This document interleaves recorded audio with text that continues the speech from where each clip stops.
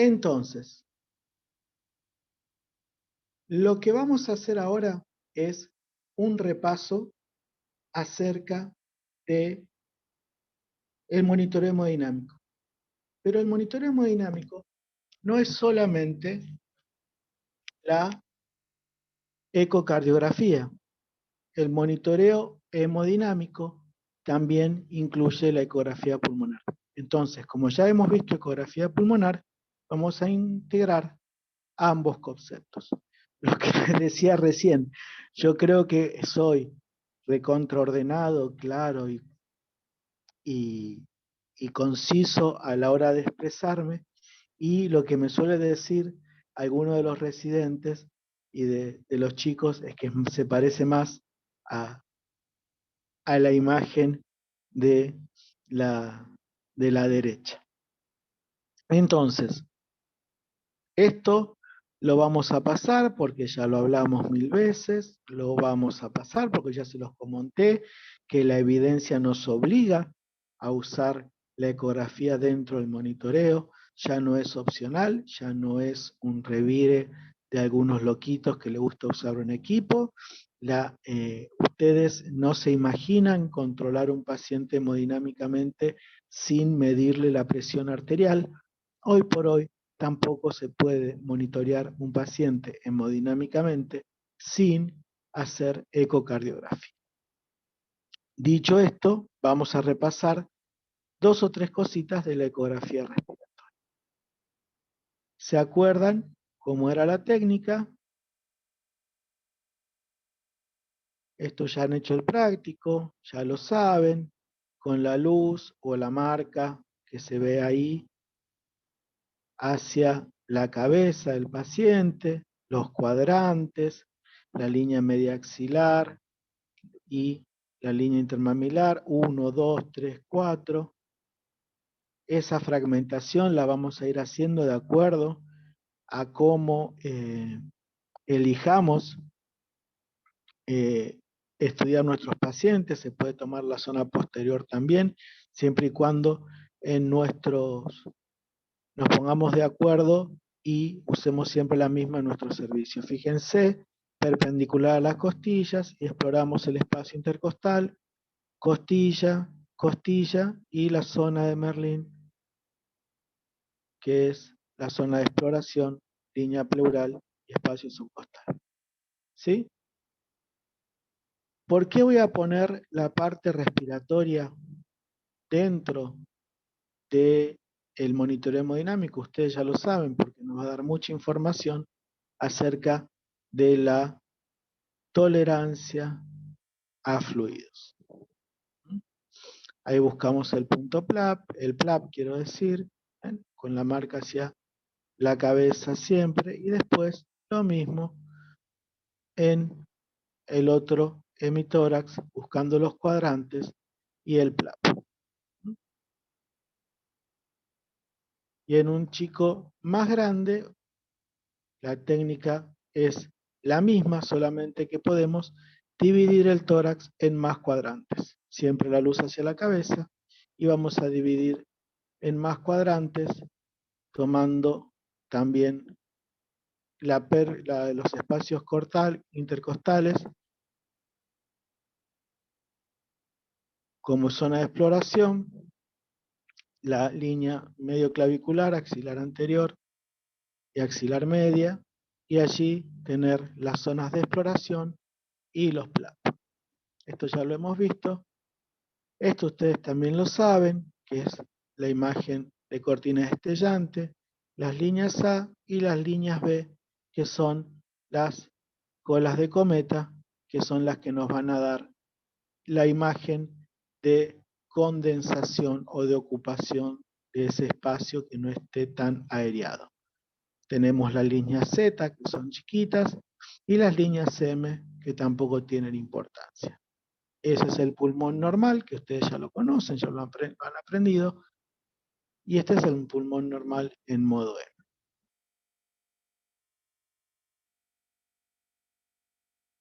Con deslizamiento, un par de líneas A, sombra costal y sombra costal. Líneas A nuestro paciente pensamos que no está sobrecargado. Patrón B, pensamos que nuestro paciente puede estar sobrecargado. Acuérdense que el patrón B para pensar en sobrecarga es bilateral y es de abajo hacia arriba, ¿no? Es ascendente, el paciente parado o sentado. Entonces, si es un B parcheado, estamos hablando de otra patología, de otra interfisiopatía, pero un B simétrico con una pleura bonita, regular, hablamos de congestión o sobrecarga hídrica. Y vamos al ecocardio, esto que ya se los mostré, que son las ventanas y las vistas. Esto ya lo conocen, ya lo están haciendo. Repasamos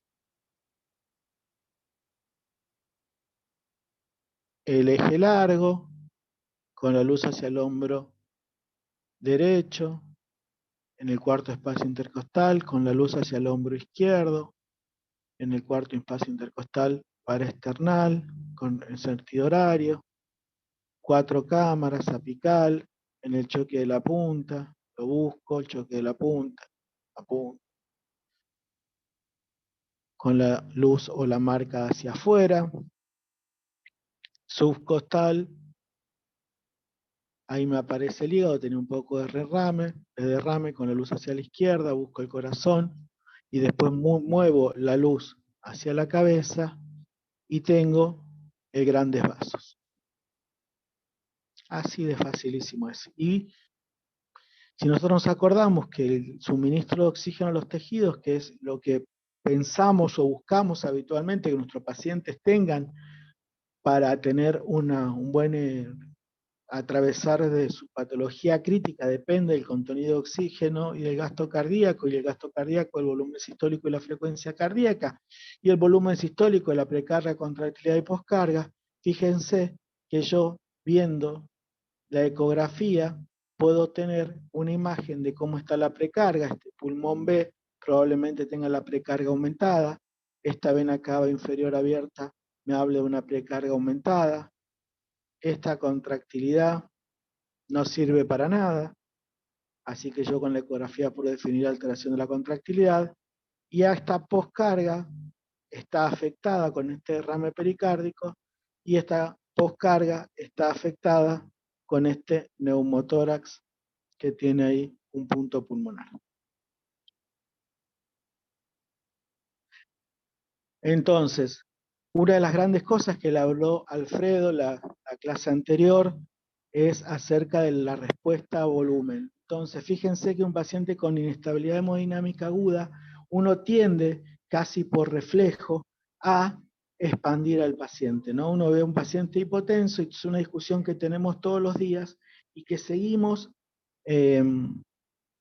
charlando y buscando y pensando con mis compañeros de guardia, con mis compañeros de laburo en las mañanas, antes de expandir un paciente. Entonces uno ve un paciente hipotenso y casi por reflejo, de la misma manera que aprendimos que al paciente que no tiene pulso empezamos a reanimar, al paciente que está hipotenso casi por reflejo le indicamos fluidos. Entonces tenemos que saber que antes ante un paciente con inestabilidad hemodinámica aguda, primero tenemos que descartar las causas obstructivas, que lo vamos a ver, pero después determinar si va a responder a fluidos, y si va a responder a fluidos, recién administrar fluidos. Y acá tenemos que agregar si va a tolerar los fluidos más allá de que va a responder, y que se lo voy a repasar ahora en un ratito. Y si no va a responder a fluidos, si tiene una disfunción ventricular, agregar inotrópicos si es del ventrículo izquierdo, o vasodilatadores pulmonares si es del ventrículo derecho, y si no tiene disfunción ventricular, agregar vasopresores. Fíjense que toda esta información nosotros la podemos tener, la podemos confirmar, o la podemos complementar, o la podemos completar con la ecografía, ¿no?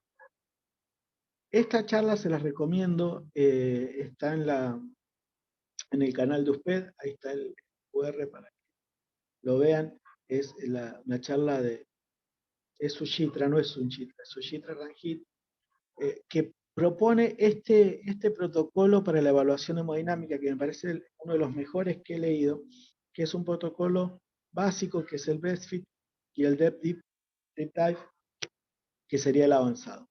Fíjense que en el básico hacemos ventrículo izquierdo, función cardíaca, vena cava inferior, perfil pulmonar, si es una OB, respuesta a fluido y tolerancia a fluido, y cambios terapéuticos. Facilísimo, es lo que podemos casi hacer todos nosotros.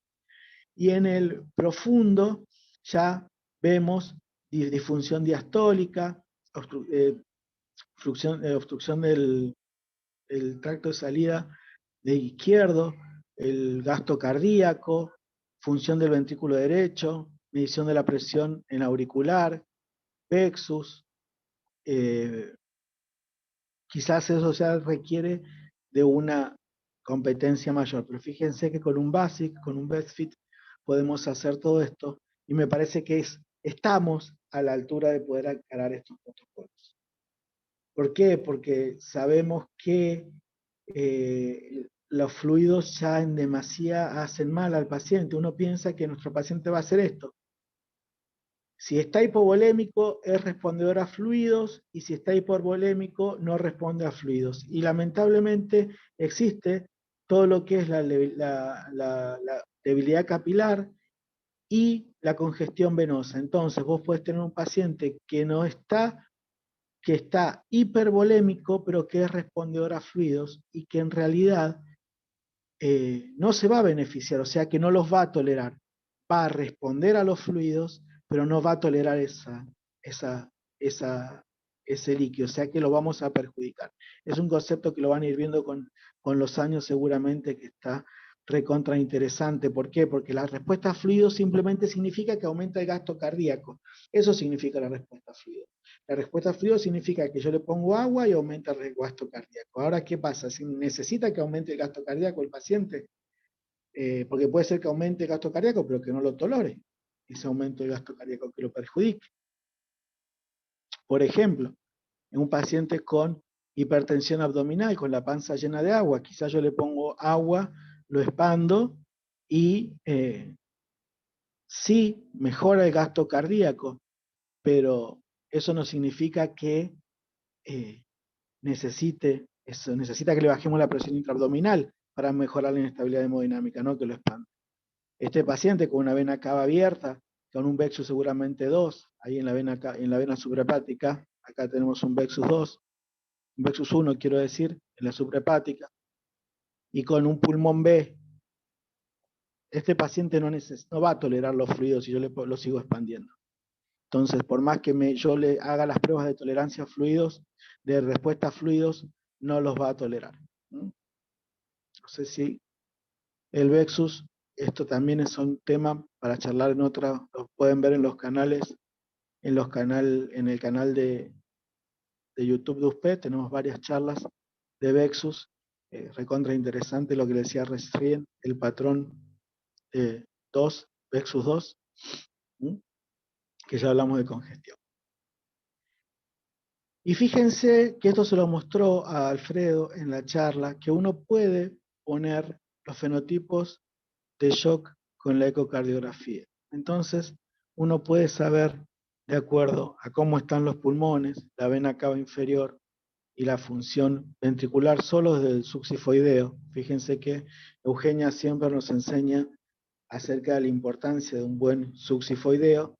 Solo con succifoideo, vena cava inferior y pulmón, nosotros podemos tener una aproximación bastante certera de lo que tiene nuestro paciente, de perfil de shock. Y esto, lo que les decía recién, que también se los compartió Alfredo. Nosotros, una primera aproximación ante un paciente con shock, hipotensión, inestabilidad hemodinámica, tenemos que descartar que tenga un taponamiento, un shock obstructivo para drenarlo. Si tiene una disfunción del ventrículo izquierdo, le ponemos sinotrópicos. Dilatación o fallo del ventrículo derecho, tenemos que pensar por qué. Hipovolemia franca, ¿se acuerdan el kissing ventricular, por ejemplo? Si yo con todo eso no llego a la mejoría mido el gasto cardíaco, hago un test dinámico de respuesta a fluidos, y ahí voy a poder saber si es respondedor o no es respondedor. Entonces tenemos que saber si es aplicable o no el test de respuesta a fluidos. Y el test de respuesta a fluido no se le puede hacer a todos los pacientes. Eso ya lo han visto en la charla. Entonces, si no le puedo hacer el test de respuesta a fluido, lo expongo a los fluidos y veo si responde o no. ¿Sí? Vuelvo a medir gasto cardíaco. Fíjense, ¿no? Cómo los españoles tienen estos protocolos tan bonitos y tan completos para el enfoque de acuerdo a las ventanas, poder encarar cualquiera de las posibles alteraciones de la inestabilidad hemodinámica y siempre añadir la ecografía pulmonar para saber si nuestro paciente va a tolerar o no va a tolerar fluidos. Entonces, existen efectos adversos a sobrecarga de volumen. Antes de expandir a un paciente debemos preguntarnos si el paciente tiene que seguir recibiendo los líquidos, si los va a tolerar y si va a mejorar su perfil hemodinámico. No solo si va a responder, ¿sí? Esto es lo que quiero decir, porque nosotros podemos hacerle el test de elevación de piernas, ponerle que son. El otro día discutía con un grupo de colegas en el servicio por la ecografía, porque imagínense que me dicen que yo siempre todo con la ecografía, como que no tengo un cerebro y que solo uso el ecógrafo. Entonces les decía, bueno, hagan otros test de respuesta a fluidos, elevación de piernas, presión diferencial de pulso, hagan otras cosas, pero pidan de alguna manera la respuesta a fluidos. Pero una vez que logramos implementar la respuesta a fluidos, tenemos que pensar también la tolerancia a fluidos. Porque puede responder, pero puede no tolerarlos. Acuérdense de eso. Y tenemos los parámetros para respondernos esas preguntas. Ya no hace falta que lo sigamos haciendo a ciegas. Y de los parámetros dinámicos, siempre pensar en las limitaciones. La ecografía multisistémica permite alcanzar una valoración hemodinámica certera en paciente estable e inestable, discriminar los tipos de shock, obtener información sobre la función sistólica y diastólica, sobre la presencia de líquido a nivel del pericardio y su repercusión. Permite monitorizar el estado de perfusión de los órganos cuya perfusión refleja indirectamente el estado global microcirculatorio. Eso está buenísimo, porque el otro día leíamos hace un tiempo sobre ver qué pasa con la cerebral media y ver qué pasa con la arteria oftálmica como parámetro hemodinámico. Entonces, ver cómo está la circulación, ver cómo está la arteria renal, ver cómo está la perfusión de los órganos. Parece que todavía estamos en la punta del iceberg de todo lo que toda la información que podemos tener con respecto al estado de perfusión de los órganos. La herramienta para monitorización del tratamiento instituido y predecir la respuesta y la tolerancia a fluidos, que es lo que decíamos anteriormente. Como decíamos recién, y les digo siempre, Daredevil es un copado, pero prefiero yo, que no tengo superpoderes, hacer las cosas mirando y no hacerlo a ciegas. Acá hay varias charlas, como les decía, en el canal de USPED de hemodinamia para complementar con este módulo. Hay varias de un cardiólogo, Eduardo de México, que da unas charlas preciosas de cardiología que están muy, muy, muy interesantes, así que les recomiendo para poder complementar los conceptos que hemos estado compartiendo con ustedes. Hay una charla de María también en nuestro canal de USPED que habla del Doppler, para quien se vayan metiendo con el Doppler, el odioso Doppler. Está muy linda también esa charla. Y acá hay un manualcito de planos ecocardiográficos, esta médica de España que tuvo la gentileza de compartir con nosotros también un sábado de USPED, y esto que también es que ya se lo compartí para respiratorio de la Universidad de Toronto, que es para practicar ventanas. Esta imagen, acuérdense que tenemos que seguir usando el cerebro, una recomendación. y nada más por ahora. No han metido ni una pregunta, no sé si me han dejado hablando solo, si quedó alguien por ahí. A ver.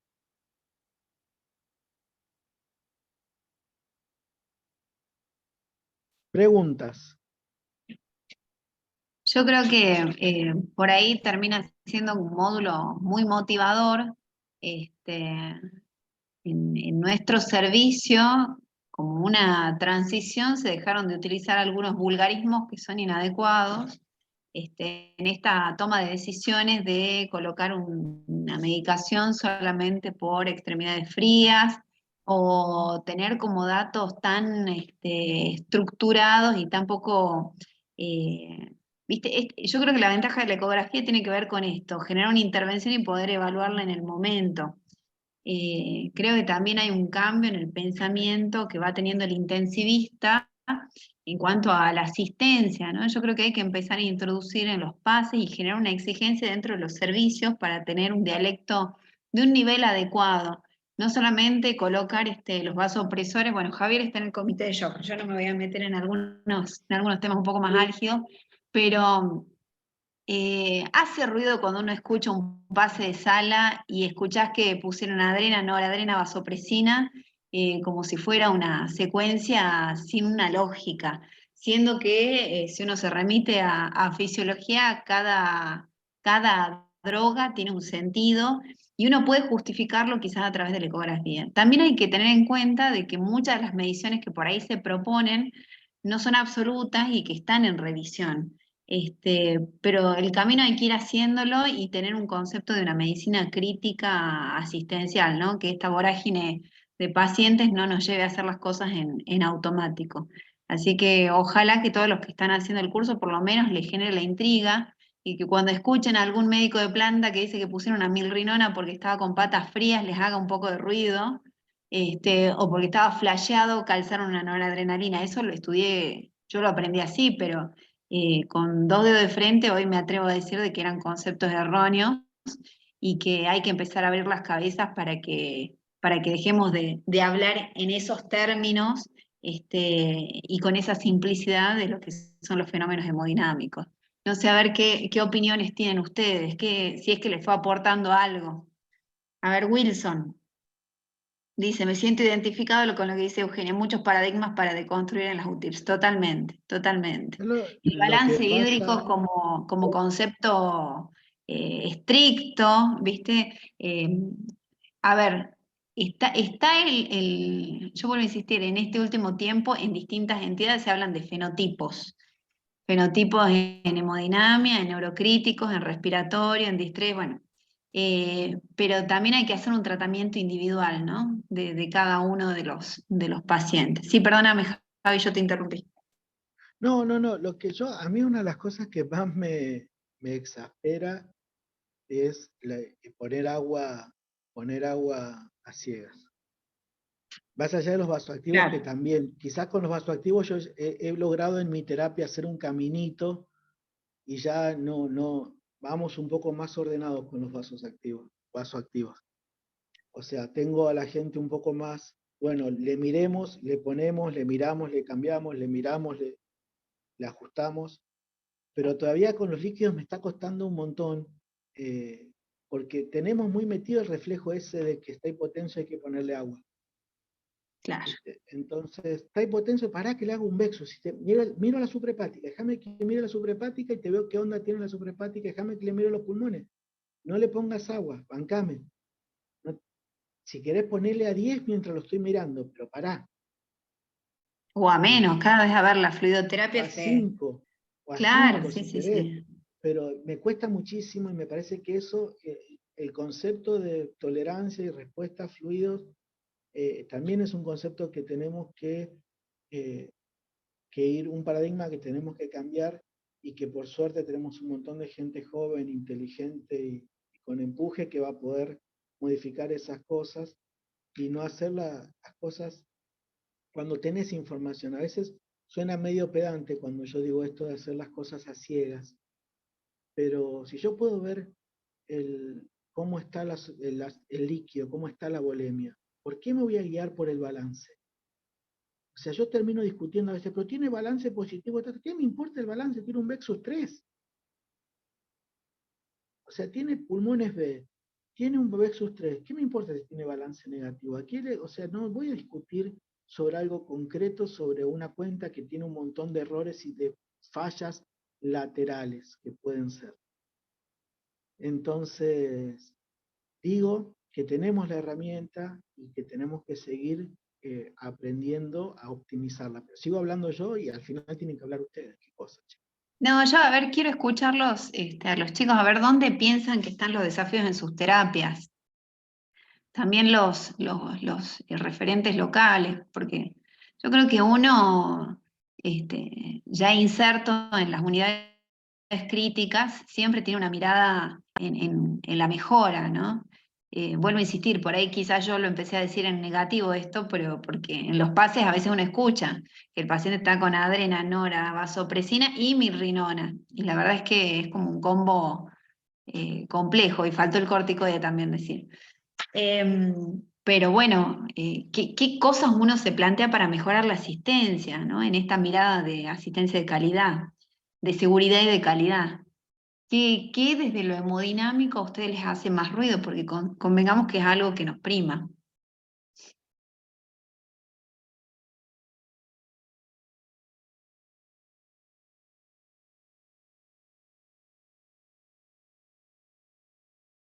Ya de por sí el único valiente que veo es Agustín con la cámara.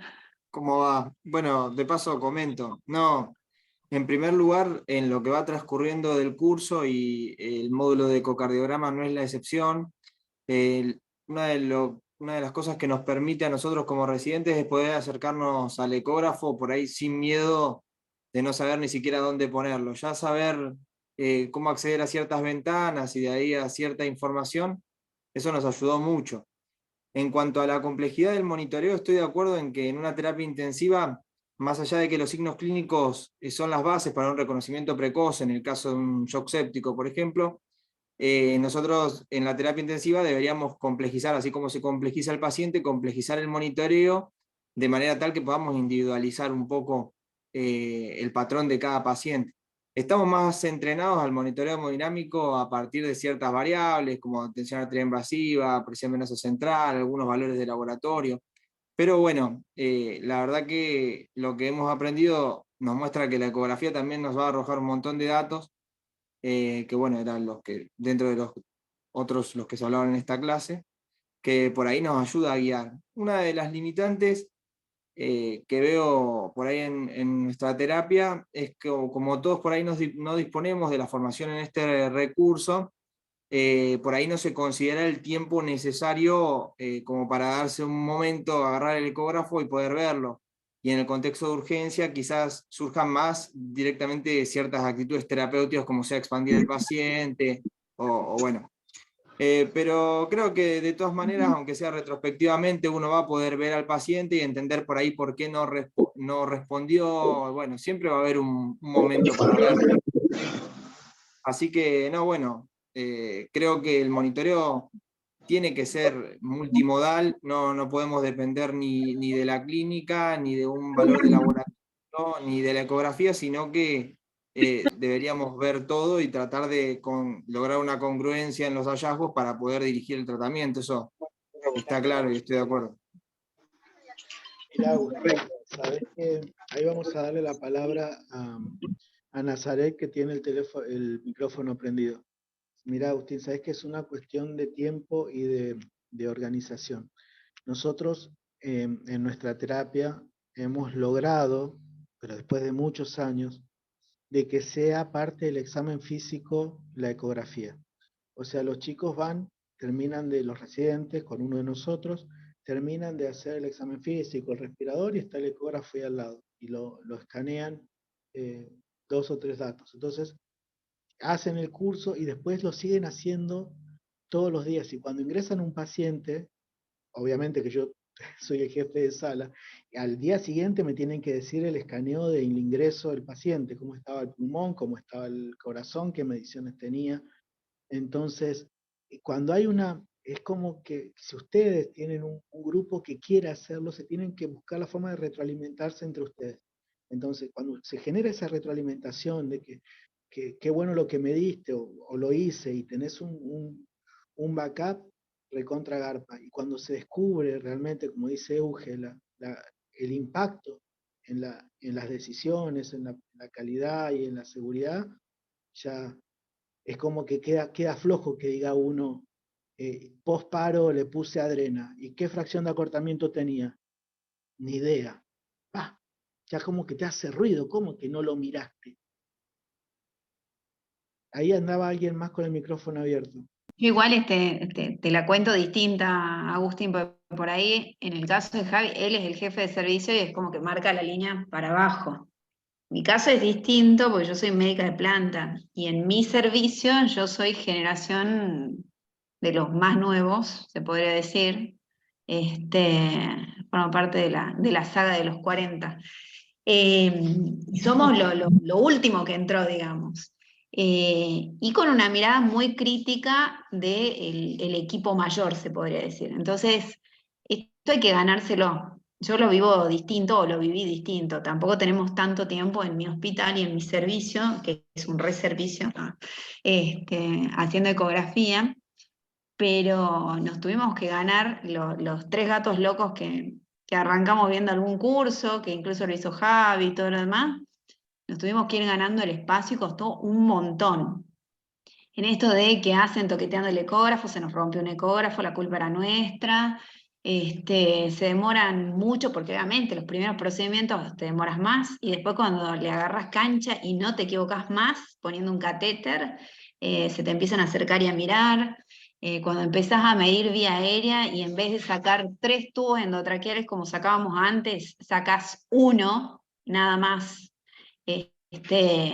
Y gastás menos material y tenés un impacto en lo asistencial y sacás menos placas y en el pase hablas de la ecografía pulmonar y cuando por ahí tirás datos y cuestionás y empezás a hablar de vaina, del nervio óptico y empezás a hacer duplex, te empezás a ganar espacio. Esto, ¿por qué lo digo? Porque la mayoría de los que están acá son chicos que están haciendo su formación en terapia intensiva y lamentablemente seguimos con un sistema en donde hay una vulnerabilidad en la persona que está en formación, en donde se escucha, pero a veces se descree lo que propone el que está en formación. Y la realidad es que uno haciendo se gana el lugar. Las primeras veces que hubo un paciente en paro y alguien intentó ponerle el ecógrafo encima, recibe una puteada, con el perdón de la palabra, digamos. Pero después cuando vos apoyabas y le decías, está taponado, y no tenías que esperar a que venga el cardiólogo, o avisabas que tenía un neumotórax, y hasta que subía el de rayos vos ya ibas resolviendo el tema, te ibas ganando estrellitas, te ibas ganando porotitos, y es como que tu credibilidad, tu expertise, y obviamente el rol de la ecografía va ganando otra cosa. Te puedo asegurar que en los últimos 5 años mi servicio se ha dado vuelta como un panqueque. Así que esto es estimularlos a que tengan una mirada, crean en sí mismos, métanle práctica, ¿no? Porque esto cuesta, sale con la práctica, sale insistiendo, sale estudiando, encontrando evidencia en lo que se hace. No es solamente decirlo, aprendí en un curso, no, léanlo, revísenlo, no crean en todo lo que escuchan, no crean en todo lo que ven. Y métanle mano. La verdad es que yo creo que este tipo de prácticas generan cambios importantes en nuestros servicios. Así que ánimo, ánimo. Y a retroalimentarse con los grupos. O sea, nosotros tenemos la comunidad de ustedes, los grupos. Busquemos. Nosotros empezamos con Euge, con David, que anda por ahí recién. Cuando empezamos con esta idea de hacer el grupo de ustedes, ya llevamos varios años, pero éramos como ahí algunos locos que agarraban el ecógrafo con mucho entusiasmo y cada uno se sentía medio, ya voy a decir una barbaridad, vos dijiste una barbaridad, yo también voy a decir una, nos sentíamos pelotudos cada uno en su lugar, y hasta que nos dimos cuenta que éramos un montón de pelotudos por toda Latinoamérica haciendo las cosas y cuando nos juntamos todos pudimos hacer cosas mejores y más bonitas. Entonces, la verdad que júntense, busquen, siempre estamos nosotros dando vueltas por ahí, por las redes, por donde sean, y apóyense, mirá, tengo esta imagen, tengo este caso, tengo esto, ¿qué te parece? Y a nosotros nos encanta si podemos participar de esas cosas. No se queden con el curso, porque el curso es el puntapié inicial, es largar nada más. El curso no alcanza. No sé si alguien más, había unas cosas en el chat, me parece. A ver.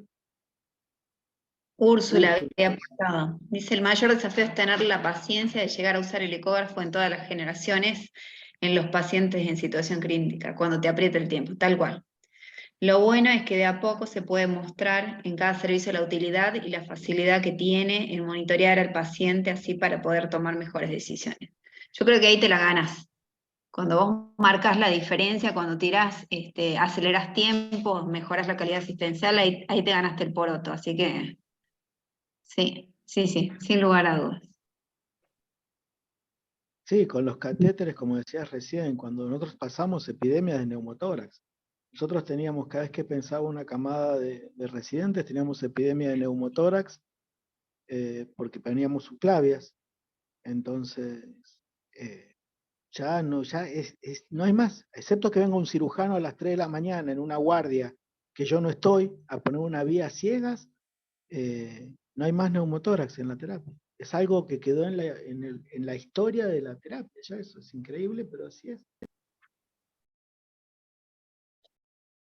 Bueno, Javi, yo creo que Sí, al estamos. final no le vamos a poner la clase de RCP ahora, ni a palo. No. La dejo Bueno, No, expuesta. solo como para agregar, nosotras desde Neuquén, que empezamos también gracias a ustedes, y bueno, también nos fuimos ganando nuestra terapia, nuestro lugar, y le fuimos poniendo el lugar que hay que ponerle a la ecografía en la terapia intensiva, y es lo que vimos a lo largo de nuestro corto camino, es que a través de la ecografía nosotros empezamos a dar calidad de atención a nuestros pacientes.